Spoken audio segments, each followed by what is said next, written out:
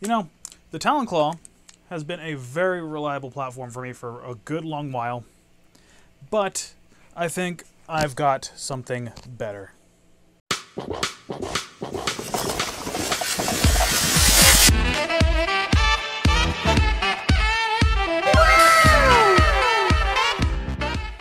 What's good, everybody? My name is Valor. Welcome back to the workshop once again, and today we're taking a look at the SBL by Gavin Fuzzy. Starting off, the SBL is a pump action springer, but you could probably already figure that out just from the looks of the thing. It is very much a sort of cousin to the Caliburn family, but it has a good few tweaks that make it even better than before. Starting off with the construction, rather than using threaded rods, this thing uses M5 very long machine screws that are smooth shaft.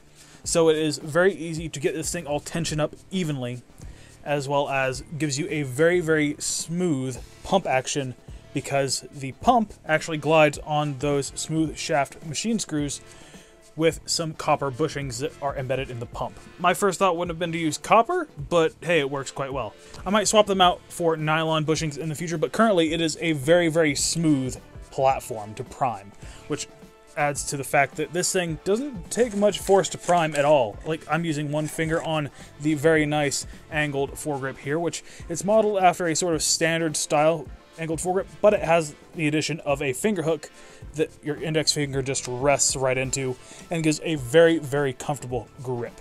Overall, it is fairly compact. You've got your whole sort of general length here. This is just an addition of a Blasterfy scar. This is a hand-machined aluminum scar made by a maker over in Australia, and they are very, very high quality and adjustable scars. You can even swap out these colored tubes for a 3D printed one if you'd like, but I quite like this orange one right here because it just kind of sets off the front and, you know, shows that it's a bit of it's a toy rather than an actual firearm. Moving on to the front barrel section. No, this is not M-LOK compatible. It is just sort of a cosmetic look that Gavin went for. But it lets you see the barrel and the pump arms, which are custom machined for him over in Singapore. Moving on to the magwell. It is a wildcard magwell like the Spamf before it, which that's what the name of this is the Spamf Buttlong SBL. And it is very, very nice. You've got your trigger guard mag release that you can either hit with your thumb or your index finger. And inside of here, I went with the upgraded Vanguard metal ramrod, which means that you're able to take your magazines and just stick them in with the bolt closed, which is quite good for reloads in competitive scenarios because you can have a shot in the chamber ready to fire, but also swap out to your next mag and be ready to go. That way you don't really have any downtime with your firing if you're trying to do a lot of suppressive fire. On to the grip here. It is a perfectly sized grip for my hand. Slightly short, the very bottom of my palm hangs off of it, but that is not an issue, especially in use. It's quite nicely shaped and contoured. You've got nice little dips on each side leading to the trigger. And the trigger pull is very comfortable. It is a pivoting style trigger, just like the Spamf, as well as like Caliburn and that sort of thing. Moving back to the plunger tube, I've got the machined acetyl Delrin, whatever you want to call it, plunger in here, as well as the metal ram base.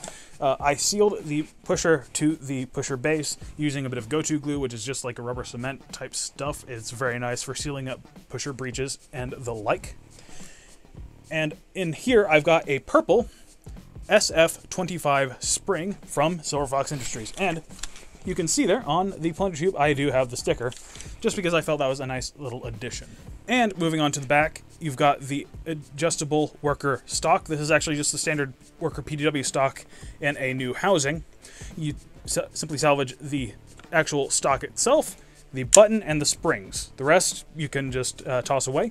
And it gives a very nice adjustable stock that really looks nice on this sort of PDW-esque blaster. And you probably saw me holding this. This is just the buffer tube option if you want to go with like an airsoft spec stock, or, you know, mil spec, whatever you want to call it. If you just want to go for that sort of look, which it could also work. Which on both of these there are sling loops on either side. And considering the direction of the print, it is actually quite strong, so I'm not too worried about these sling loops breaking on me anytime soon. On to performance. The way I have this thing set up right now, it has a SF-25 spring with a single coil cutoff just because the powder coat was actually making it just barely not able to catch, which, you know, that is what it is. And I have a Kuryaka machined barrel and the Blasterfy Scar, all nicely sealed up and everything. I'm getting about 220 feet per second, which, for a blaster of this size, is quite acceptable in my opinion, especially considering I have quite an aggressive scar on the front of the barrel. I feel that this would really work well for competitive scenarios, and for all intents and purposes, it has replaced my Talon Claw for, you know, competitive matches like Atomic or high-powered wars, because it is very, very smooth, very well put together. The fact that it's so rigid just because of the way the parts sort of interlock, which that is one thing with the Caliburn, is the parts don't interlock quite as well, and that's one thing I did like about the Argus 2, is the fact that parts lock together for the most part and are just very, very rigid. It also helps that this thing has a lot of heavy steel in it because of the M5 machine screws that run through the whole thing. I mean, there are 3 up in the front that run all the way back to the magwell, and then run back from the back to the middle magwell from the stock, which makes it very, very rigid. And there is also an option for a full-length magwell, which you probably saw if you saw Sykes' video on his, which was a nice, really gray and blue blaster. But yeah, I'm rambling. Let's get on to some firing.